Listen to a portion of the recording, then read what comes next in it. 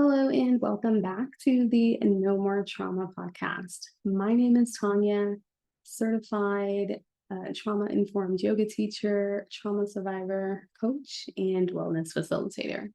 My mission with the podcast is to provide mental health tips and inspiration for living a trauma-free lifestyle. And you can find this podcast on SoundCloud, Apple, and YouTube. Welcome back. I'm so excited to be back.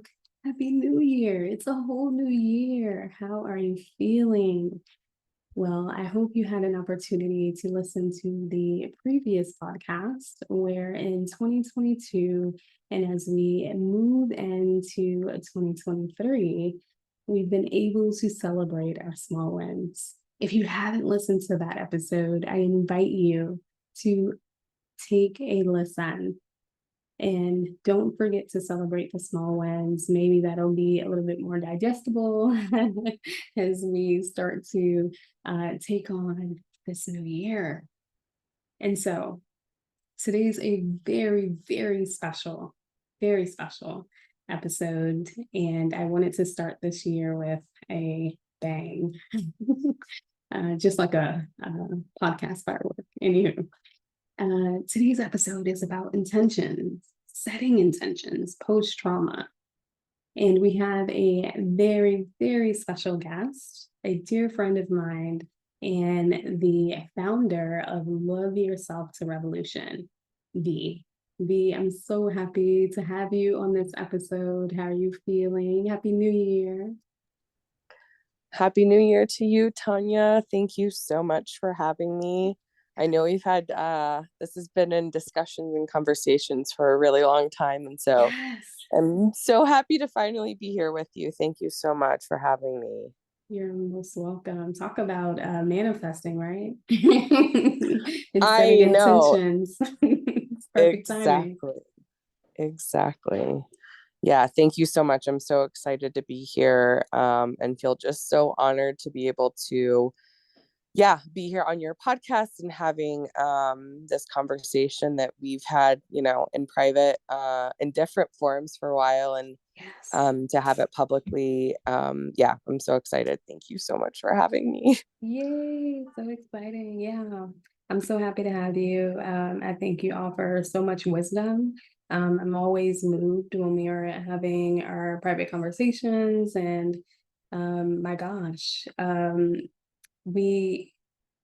I just think about the journey that we've been on together, and just how we initially started collaborating with each other in terms of vision boards, and it started on the mat, and into yoga, and it's just manifested, and our um, beautiful bond has just it's just continued to grow over the years, and that commonality about depth and holding space for each other and learning from each other and growing with each other. So yeah, I think it was all the reason to have you here and share this space.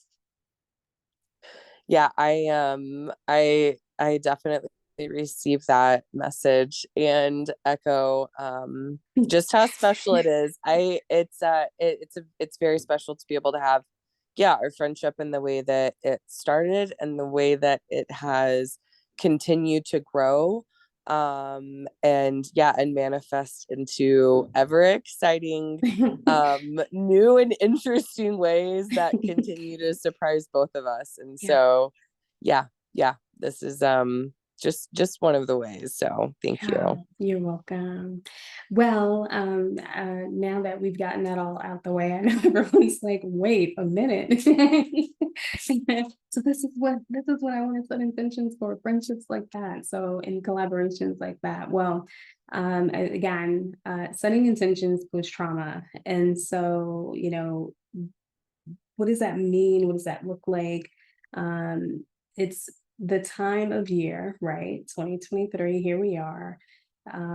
We go to our, local store, and we're picking up a whiteboard, or we're picking up, our poster boards, our scissors, picking up our magazines and starting to figure out, what it is that we want for ourselves for the upcoming year. Maybe we're excited, but maybe we're uncertain, we don't know, especially after trauma. What does that look like? And how can I do that now?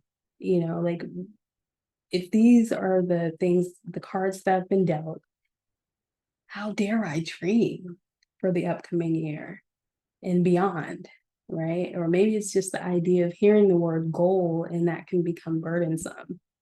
30%, 36% of individuals may experience extreme anxiety due to pressure, fear, and avoidance to the very thought of having to come up with another stressful list of resolutions, and while still attempting to get out of bed from trauma-related experiences. Hello, let's, just be not be oblivious to the things, around the world. But in this episode, we'll discuss in an alternative way to healing and journeying on the path with a healthy intention. So we hear about intentions, we've heard about goals and lists, but what does that look like? And how do I do that, especially given the cards that I've been dealt? This is an episode where a whiteboard in a magazine is totally optional and not even needed if that's something you don't want to use. So the very first thing in doing this, right? So the very first thing when we are thinking about intentions, because I have to say throughout, like just being on the social platforms and in different media, or even speaking with friends, I hear everyone's trying to get away from the idea of setting goals and writing lists, and it's more about how can I be intentional?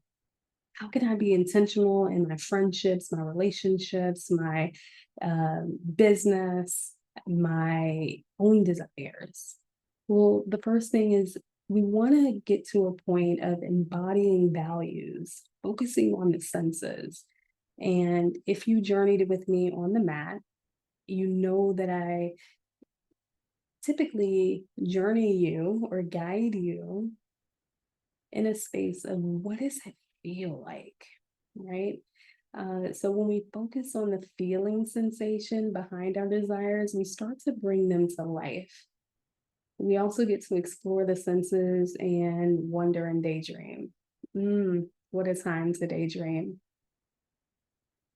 When we're kids, we have this big world to dream, to feel, and feel the things that feel surreal and just larger than life itself. Most importantly, we dreamed about the things that we felt valuable to us. So V, how does that sound? Is that in terms of setting intentions, has that been a thing for you? Do you allow yourself to dream now? And why is that important? What do you think? Well, I think you hit on some things without saying inner child healing. You said some inner child healing things, and this idea of the daydreamer of I think we're really used to making goals, smart goals, things that we can measure, things that we can account for and track, and that's great in a lot of ways for a lot of reasons. I get it. Yeah. But I think the idea of focusing, your whole thing with the vision boards, focusing on the senses, right? The idea of embodying the values, when you're focusing, when you change that perspective, and that what is the root cause? Why are we trying to do any of this? What are the intention settings even about? If it's to manifest a certain item, a certain thing, or a certain, something that you think is going to fix everything and bring you happiness, we know that's not the case, right? So how can you still set intentions but not have it be society's expectations? And I think, yeah, the changing the perspective, the focusing on the senses, and on all of those senses, right, as you and I have discussed, not just on one or two, but really honing into what does it taste like, What does it Mm-hmm. taste like? What does it smell like? Right. Mm-hmm. What does it sound like? What is the sound of silence actually? If you're looking for peace, what is that? What does peace sound like? Ooh, Because yeah. it may like and so I think really changing that perspective, you hit on it, and it is yeah, it can really change the way that you're setting the intentions, and what you're really, why are we doing this in the first place? I love it. Yeah. Yeah. um Next, anything else on that before I go into where you go with this once you focus on your senses and think about the values that you want to embody? No, no, no, this is good. Well, I think this is, as we've talked about, the idea that when you change that first perspective, right, and you Mm-hmm. focus on your senses or on the values that you want to embody, peace or abundance, right, Mm-hmm. or whatever those Safety. are. Safety. Whew, Ooh. I've had that on there before. Uh-huh. Uh-huh. Um, and so when you're doing that, when you're starting with a different perspective, that it allows you to create intentions, goals, whatever you want to call them, missions, as I say on my mission board, right? My actual Mm, my mm-hmm. annual missions, my plan for my life for that year. Yeah. Then those become bio individual. They can't be anyone else's, because they're not starting from anyone else's senses or values. And so it really then allows you to start to create those intentions or those goals or resolutions or whatever you want to call them, that are unique to you, that are Mm-hmm. just for you and no one else. And I think that it sounds easy, but it can be difficult because we're so used to taking on somebody else's goals. Lose 20 pounds, Mm-hmm. wake up an hour earlier, change the diet, or maybe it is even, meditate for 10 minutes a day. Do you want to meditate for 10 minutes a day? Do you actually? When do you want to Mm, meditate? Why do you want to meditate for 10 minutes a day? And so maybe you do come to that. Maybe it is 10 minutes a day of meditation, but it, mm-hmm. it, it should be because it's yours and not because somebody else told you to do it. Yeah. And I think that, yeah, it sounds easier than it is to really come up with, but like, when you do start from a different place of the sense, focusing on your senses or on the values, then you're much better equipped to be able to craft goals or intentions that are yours, Mm-hmm. just yours, no one else's. Mm-hmm. um how has that been for you? How do you feel like your goals are uniquely yours and no one else's? Is that something that has been easy for you, or what's your journey with that been? Yeah, I think, ooh, okay. I think so. What I've come to the conclusion is that um, I think it's so easy to um, so I say that. So uh, I've found myself prehistorically being jealous of someone's outcome, right? So let's just say, let's utilize a yoga pose, right? Heads, handstand. I am forever and ever and ever working at that. And, um, what I've had to learn is that I don't have to be jealous because maybe their goal was to get the handstand. Maybe that is just their passion, their individual goal. And I had to tell myself, well, mine is I like a good back bend. I struggle from, back pain. And so I play around with different yoga asanas to support that area. But what I've learned is I always like to say, well, my mat, my personal goal, my mat, my body, right? And I can change that word jealous into inspiration, right? I can cross out the word jealous and use it as inspiration. And, you know, um, someone else's goal doesn't have to be mine, and vice versa. So that's just a little something that's helped me when I start to feel that I'm, feeling a little, upset with myself for not getting something done right. And of course, in other areas of my life. And so, just to remain inspired, and that once I can then take that inspiration and just have my own personal journey, and then asking myself, well, what is the intention? Is the intention to look cool? Is it, is it a this or that or this or that? Right. Or maybe my intention is just to heal. So, that's been my experience when it comes to that. And I think that kind of moves right into the next That's what intention. I was gonna say. I was like, not to tell you your own business, but do you want to just segue that all the way or what? Look at it just flowing. But comparison kills joy, and my gosh, this is a continual reminder, and I think this is really good. And I think what's interesting is again, comparison kills joy, and what I've also noticed is in terms of a trauma related experience, we can even um, say, well, oh, I don't have it as, well, you don't have it as bad as X, Y, and Z, or it's not as bad as X, Y, and Z. And I think it doesn't give you space to hold for yourself on that space of healing, whether it's, um, you know, working with a professional, um, or, trying to see what life is like um, outside of yourself and your experience, um, and not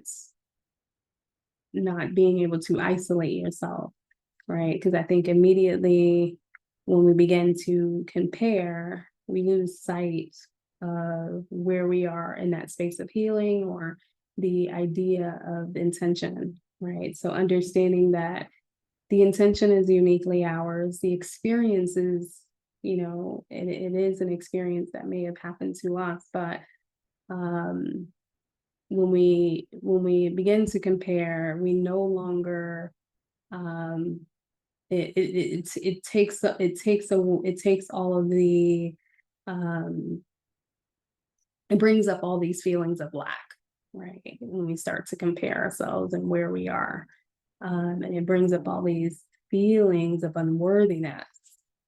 And so we begin to, when we start to compare, we're no longer attached to ourselves and what it is that we truly want for ourselves.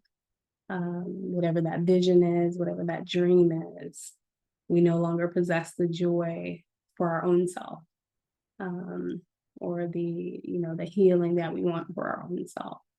It no longer um, becomes ours. That healing is no longer ours because we're so busy looking at the outside world.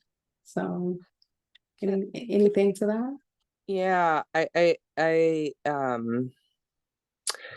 this I think is one of I agree. Number one, I just want to say I agree with everything that you just said. Mm-hmm. And I want to give you an even worse case scenario.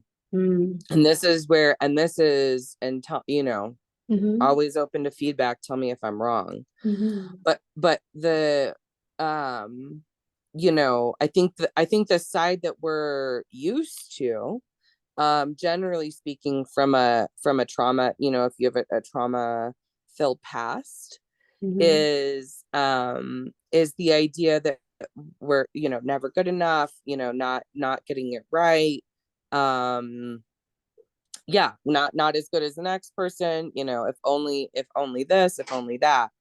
And I want to give you an alternative of one thing that and I would say that, again, tell me if I'm wrong, that we don't see this in in the healing world, right? And this idea of Mm-hmm. people who are wanting to be on that healing path, and that sometimes worse than even feeling like we're not good enough, Tanya, we might think we're better than somebody else, and we're more Ooh. healed, and we're Oh my further gosh. along, and we Um, know our business, and we can tell somebody else the business. And are we still, it's still comparison killing joy. You're still unable to, are you ready to receive healing and love? It's also gonna include your compassion for others on their own healing journey, and a lack of, I don't know, sometimes there's a judgment of other mm-hmm, people, that they're just not far enough along, they just aren't healed enough, they just don't know, they just don't have, and a lack of compassion, um for everybody being where they are on their own healing journey. And what can we do better? What can we do? mm-hmm, Focus, keep your eyes on your own paper. um and the idea that, yeah, not to get preachy, but if you see something in your neighbor's eye, it might just be a plank in your own eye. And so mm-hmm, I just, that's the other side of the coin. um yeah, to make sure that on our healing journey we still stay humble, and we still stay compassionate and empathetic, and a student and a teacher, right? That we can be a yes, teacher and still stay a student. And comparison can kill joy in a variety of ways if we aren't careful. yeah, Anyway, that's the only other thing I just wanted to add, that just was coming to me, of like, yeah, the other side of things that can also be, it can get kind of dangerous, right? When we mm-hmm, start thinking that we have the answer, and we are the answer, and we're so mm-hmm. healed and so whole, and unable to recognize our own fragility still. So Oh my gosh. anyway, I just have to say, oh, thank you for that, because immediately what came to mind, I think of like, uh, again, in the wellness space, especially, and as well as the religious settings, when we look at different leaders and both oh of my them, gosh, exactly. gurus and worshipers, and this idea that um yeah, you are the people that are broken and suffering and need to be healed, and I've done the work, and here I am sitting on my rock, meditating or chanting or whatever that looks like, and or preaching. And yeah, sometimes um yeah, I think for a lot of reasons, it does build up some anxiety for individuals who are seeking healing, but just not wanting to, um, yeah, you know, Yeah, somehow uh, now we're in a contest for who's the most healed, the most whole, with the most boundaries. yes. And like, I don't know that that's the answer either. And I just, Hmm. yeah, I appreciate the idea of holding space for all of it, and it Hmm. being a both and world, on all of that. Yes, it's definitely in practice. And, intention setting is a practice. And speaking of practices, I've created a practice for quite some time. And one of those practices being Magic Mind. Magic Mind is a company created by Mr. Bashir. And he's created these 2-ounce elixirs. These 2-ounce elixirs are filled with neurotropics and ingredients that are some of my favorites to help balance the mood and to eliminate and decrease stress. So, ingredients like ashwagandha, one of my absolute favorites, honey, and matcha. You can travel to magicmind.co/N like N, M like more, and T like trauma. So these 2-ounce elixirs are easy and on the go. You don't have to replace your coffee, tea, or smoothie. You can simply take this with you and take it along. Very convenient to keep your mood balanced and continue on with your practice. So right on the website, you can purchase a 15 pack or a 30 pack if you like to prep for the upcoming fad. So do more and stress less. I hope that's one of your intentions for the upcoming for this year of 2023. And so, yeah, I ask that you, go right over to the website and check it out and subscribe to a box. That sounds awesome. Yeah. I'm gonna have to check that out. I realize I'm Yeah. gonna really have to check that out. Yeah, it's good stuff.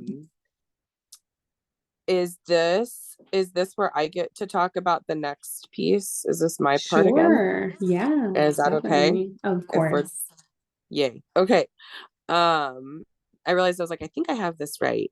I'm the next point, I think, and I appreciate you putting this flow together of all of our conversation pieces so it does really go one into the other. But talking the idea about comparison killing joy and getting away from that, right? And having our Mm-hmm. bio individual goals or Mm-hmm. intentions or whatever we want that's uniquely ours that we're trying to move towards, thinking of manifesting, thinking of creating and cultivating in our own space. And yeah, this is the next tip I think is super crucial. And it's the idea of like adding, not subtracting. So a lot of times when we do our, quote unquote old school New Year's resolutions, there's a lot of oh gosh, don't lose weight. There's a lot of reducing things, taking things out of your diet, taking things out of your routine. You're not going to drink alcohol, you're not Mm-hmm. going to eat sugar, you're not going to stay up late. We think a lot Mm-hmm. about what we want to take out. And again, in the idea of approaching something different, this idea of what do you want to add, what can you Mm-hmm. add?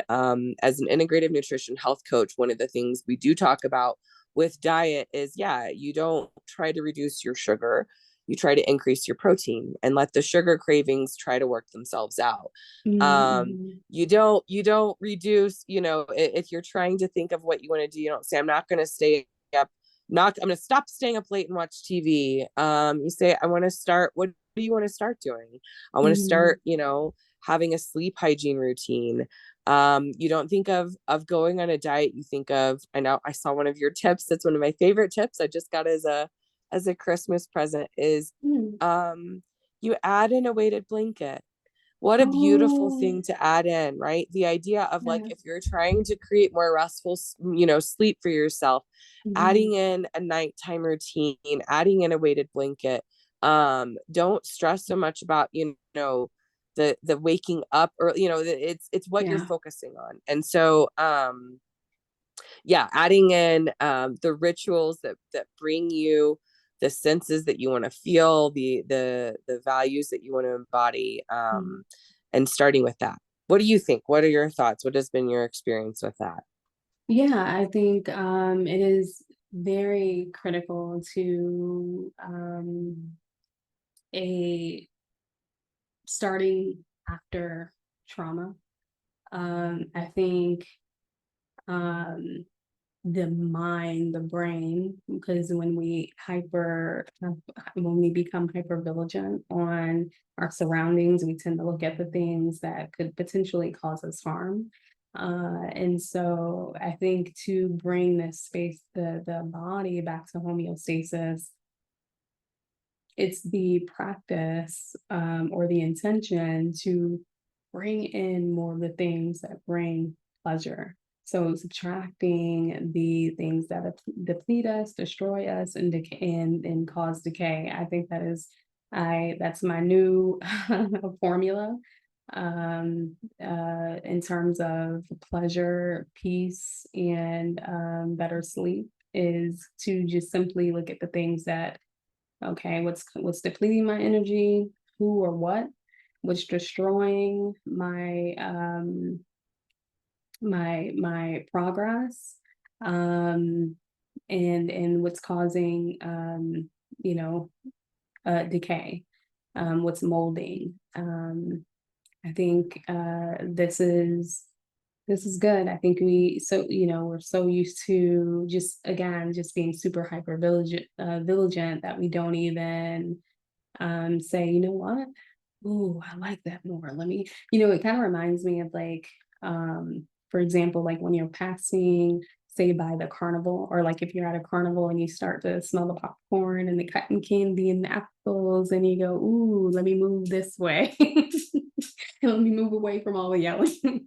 So yeah, I think it's, so simple, but um, also critical. I think it's so easy to possibly miss as well.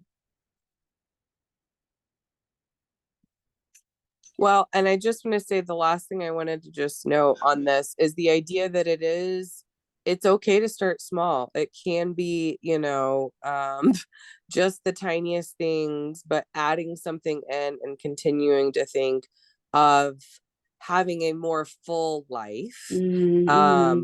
full of all the things that you desire. Mm-hmm. Um, and the more that we focus our energy on creating, the more it goes in that direction as opposed to the decay, right? Yeah. So yeah, I Mm-hmm. love those. Yeah.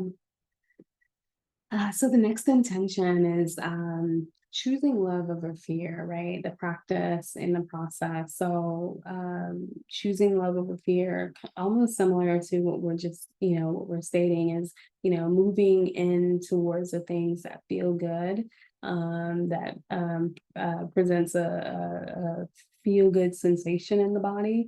So cautioning the intentions that may be out of fear, lack, or uncertainty.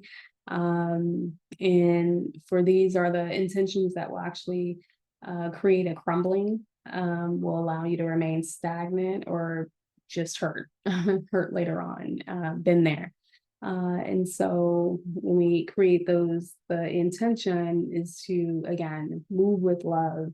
And I think we'll be presented with more of that when we begin to process and take a step back. We go, okay, I'm in alignment now. Things are starting to feel right.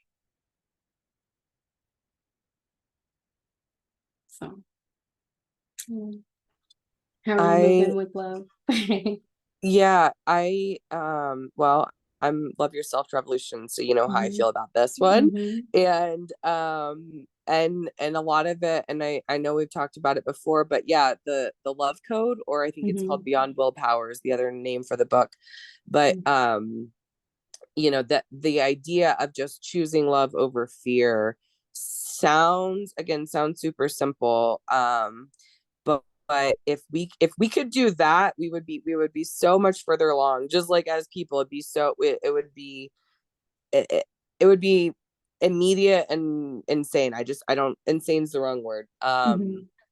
It would be complete. It would make such a difference, and it is incredibly difficult. And so many of our intentions are created out of a fear, right? Out Hmm. of that lack, out of needing more, wanting more, but like needing more what? Wanting more what? Hmm. Like and for what reason and in what Hmm. ways? And so yeah, when you said that, just it reminded me that for me, the first year that I really focused on doing my mission board, the idea of choosing love over fear, that practice was actually that was in a lot of my missions, and that one of my Hmm. missions was cultivating friendships near and far, and like Hmm. that was specifically choosing love, and the idea of cultivating love in my life, and not just a romantic love, but it was also open conversations with my biological family. That was an absolutely a choosing love over fear, Hmm. mission filled. Yeah, there were so many missions that just were really focusing on that, and how not even on purpose, just because that is a practice in and of Hmm. itself, right? And so Hmm. even if that was your focus and your only intention for the next year, um that would be more than enough to keep anyone busy. Like Hmm. that's a lot of work. And so I love it. It's so relevant and necessary, and a lot harder than it sounds, and a Hmm. lot harder than it sounds in Hmm. that practice. Hmm. Hmm. I do agree with that. I absolutely agree with that. So And the last one, can I Mhm. go into that last one then, if that's the last one? This is again the idea of the bio individual, and starting where you're at, and it you know, everyone's at a different place in their own healing and growth journey. Mhm.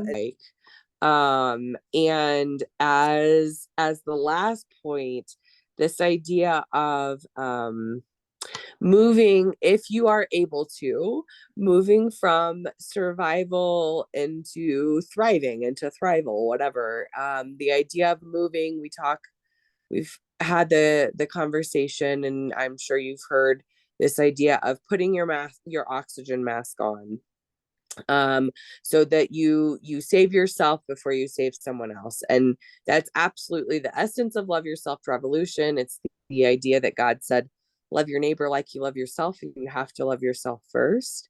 Mhm. And that is a requirement. But this idea of an oxygen mask also means like you're about to die, right? And so if you do, yes, you absolutely need your oxygen mask before you give somebody else some oxygen. You do need to save yourself and love yourself through revolution. But the idea of an overflowing cup, and this is from the first time I had heard this was from our mutual friend, Ty Day, Mhm. where we met at that yoga teacher training a couple of years ago. And Mhm. this idea of the overflowing cup really changes it from the oxygen mask, where you're gonna die if you don't do it. You have to do it first, or else Mhm. no one lives. This idea of this overflowing cup, and filling your cup and having your cup be overflowing. So it's not of a space of, we need to survive this terrible situation, but it's from a space of, my cup is so full and I take care of myself so well that I have no choice but to have that love overflow. And it is an overflowing cup that spills over, and just that it, without my control, my love is overflowing to those around me. I'm able to better serve those in my family, my friends, those, in my professional sphere, whatever that looks like.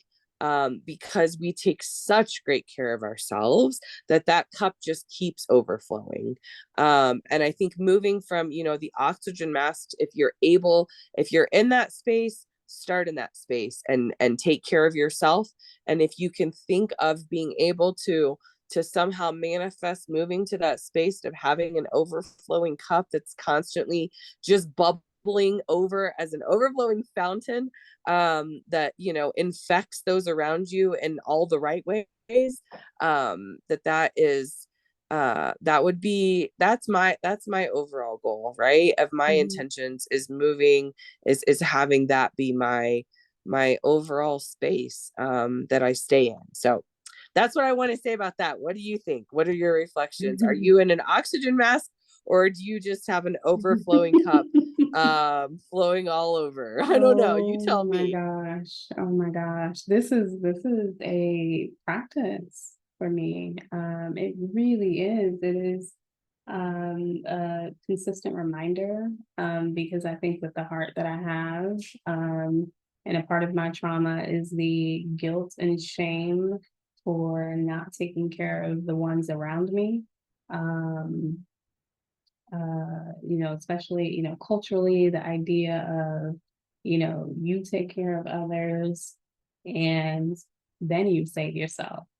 And that routine has, it carried over into adult life and, entering partnerships, friendships, companies, where I felt as though, my duty, my mission is to protect others before me, to continuously pour from my cup, regardless if there is enough for myself. And so I think like myself, there are many others out there where sometimes in the idea of intentions, is, the intention is yeah, I should put on the oxygen mask over someone else's, you know, face before I do myself. And so, yeah, I believe, now consistently, enduring the experiences and the lessons. The idea is to, before I do that, is to continually make sure that there is enough in the cup. I have, enough in the cup. And I love that image of the overflowing tower of champagne glasses where that glass is continually full. For anyone who listens that know of Ayanna Van Zant, I love, she says, it's not selfish, it's self-full. I make sure that I am full before I make sure anyone else is, so saving and filling the cup and saving herself for moving on. I think that should definitely be the intention. A great way to close the intention when we look at the list that intentions we've created for our listeners today, you know, um, is to go back and make sure that um, when you look at all of your intentions, before you do anything, is to make sure that cup is full. Make sure that you've meditated, or you've journaled, or you've taken your supplements, or told yourself first, I love you. um you know Reciting those affirmations before we go out into the world and start on our mission. So yeah, I think it's incredibly important. Incredibly important, and again, harder than it looks. Sounds really Hmm. good to say Hmm. self-full instead of selfish. And Hmm. it's incredibly challenging when you're actually in a situation where you Yeah. feel the guilt and the condemnation that you're being really selfish. Yeah. And so how, I think again, in the knowing the affirmations, or the knowing it, so when you are actually in that moment and in that practice and trying to do something differently, you have those tools in your tool belt to be able to do it, Yeah.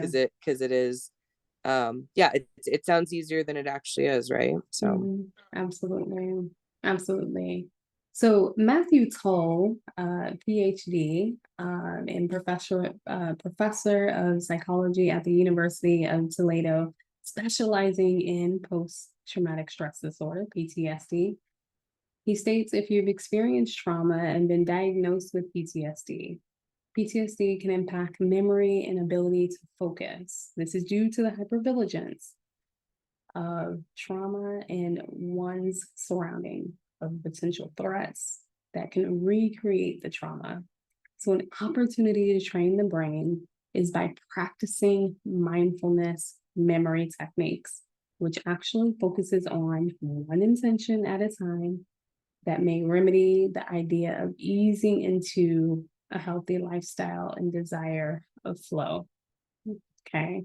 So basically, really just honing in on one intention at a time. So if you're looking at these and you're going, wait, oh my gosh, making sure my cup is full, making sure that I'm moving with love and not in fear, making sure that I'm adding and not subtracting, right? Decluttering, comparing, making sure that I'm not comparing, making sure that my desires, my intentions are for me and me only, and making sure I'm in alignment with my values. How do I do all of those? Well, the idea is to do one intention at a time. So I invite you to take a moment to journal this week, this month, however it feels right for you. And I'll just call out some of these journal reflections. Also, remember, as you're listening to this podcast, you will find these same journal reflections in the notes at the bottom. Okay. So, asking yourself, now that I have all of this information, and I've gotten, I know that I can't be hyper vigilant, but to focus on one intention at a time. The questions are, what are my personal intentions about the year 2023? Okay, I'll repeat that. What are my personal intentions about the year 2023? Number two, do I feel deserving and worthy of my intentions for 2023? And number three, how do my intentions for 2023 feel in my body? Number four, how can meeting these intentions with ease be created without or minimal anxiety? If that's something that I struggle with or have challenges with, right? And why are my intentions for 2023 important to me? Why are my intentions for 2023 important to me? Okay. Now, V, I do want to ask at least one of these. Maybe we can go over really quickly. Um, what are your personal intentions for 2023? What's one that you would like to share or feel comfortable with, or that you may know in this moment? Yeah, so I do mine off of my values that I want to embody, is how I do Hmm. my missions and my intentions. And the one that for me has been coming up, and so I haven't finished my whole mission board yet. Sure. But 2022 was kind of the greatest hits, where I revisited some of my previous ones that I wanted to, like, again, just like refocus on. Hmm. And and and for 2023, execution has been one of the things. About There have been a lot of things that I've planned, and a lot of things that I've given myself a lot of time, and a lot and years now, right? Where this has been, this is a practice for me for sure, a Hmm. multi-year practice. Hmm. And yeah, execution of really having some things that have been in the works be birthed, right? Be Mm. birthed and be yeah, come to life and executed and done. And oh, that's big. I'm scared. I'm scared, but thank you for Oh, asking. What about you? oh my gosh. Don't be scared. No, you have support. You can always give me a ring. um, yeah, I think mine is flow. That has been, oh my gosh, so incredibly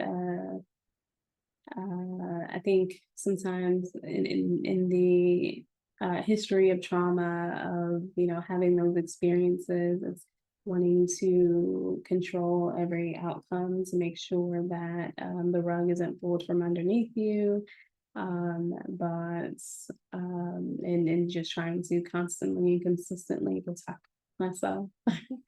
But I think um, as long as I'm moving with the intention of love, just like we stated, things will flow, right? And so, um, of course, that water will become choppy in some way or another, but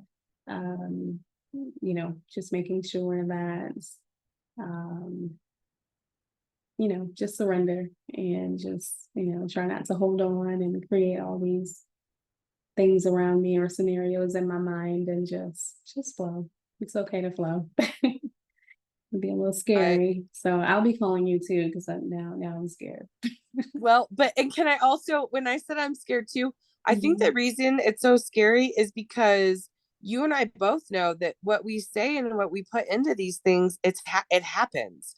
I think Mm. that's what gets real, is that when you start recognizing that over years, Mhm. you keep doing this, Mhm. and it's incredible to look back on. And also a little bit scary when you start realize, yeah, when you say it, it's gonna be careful for what you wish for and what you manifest, Yes. because you just might get it, as we know, Yes. right? And Yes. so you might just have the most flow you've ever had, and be ready to receive. It's Yeah, what would that look like? um Listen. it's so exciting, Oh my scary in the best gosh. ways, right? Yes. Yes. Oh my gosh. So I would like to leave everyone with a beautiful quote.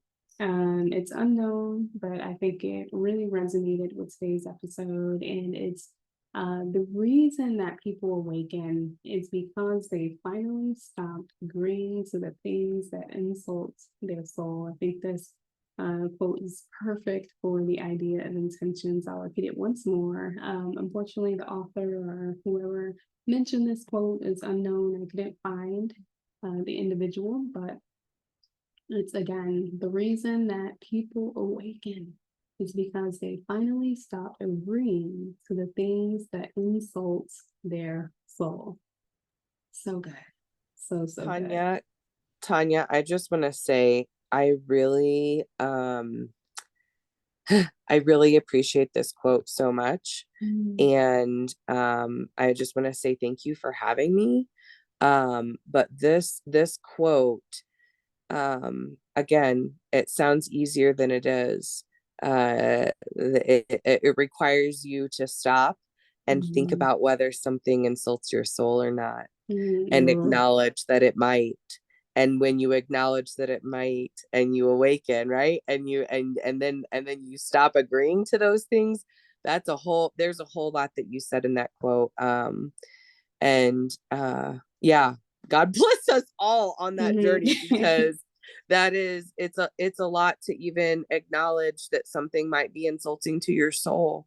That mm, requires a level of self-awareness that mm, that we can aspire to, right? And that we mm, continue to grow in that, of knowing ourselves, and then having the courage to be able to say, I'm going to do something different. It um requires a pivot or a shift. so beautiful.